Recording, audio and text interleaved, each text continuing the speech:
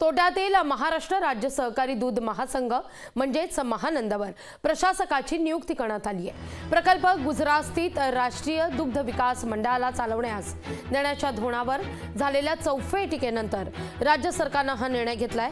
दरम्यान राज्यातील कोणताही दूध संघ पुढे आल्यास त्याला महानंदा चालवण्यास देऊ अशी भूमिका उपमुख्यमंत्री अजित पवार यांनी जाहीर केली आहे।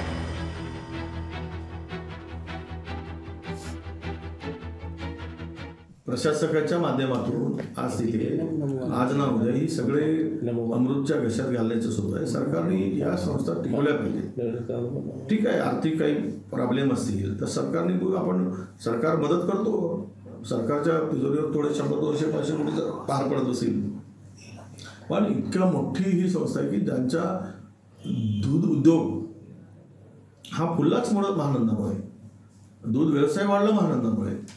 आज जर त्या शेतकऱ्यांना स्वतःच्या हक्काची संस्था नसेल तर त्यांची लूट होते। त्यामुळेच ही संस्था काँग्रेसने उभी केली होती। म्हणून आज जरी नेमला असला तरी भविष्यात निवडणुका घ्या, त्याला आर्थिक मदत करा आणि ती संस्था पुन्हा नव्याने उभी करा, अशी सरकारकडे आमची मागणी असणार। महाराष्ट्र आणि केंद्र सरकार पूर्णपणे शेतकऱ्यांच्या विरोधातली हे सरकार आहे। दिल्लीत आंदोलन चाललंय। महाराष्ट्रातील दुधासाठी सरकारने अनाउन्स केले होते पैसे, त्यातला एकही रुपया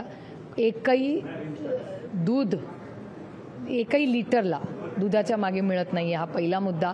सोयाबीन असेल, कांदा असेल, ही सगळे या काळ्या मातीशी इमान राखणाऱ्या शेतकऱ्याचं कंबरडं मोडण्याचं पाप जर कोणी केलं असेल तर आजच्या तत्कालीन ट्रिपल इंजिन खोके सरकार आणि केंद्र सरकारने केलं। सहकाराच्या संदर्भामध्ये भारतीय जनता पार्टीचं धोरण आपल्या सर्वांना माहिती आहे। महाराष्ट्रातला शेतकरी मोडून काढायचा ही भूमिका भारतीय जनता पार्टीचं आहे।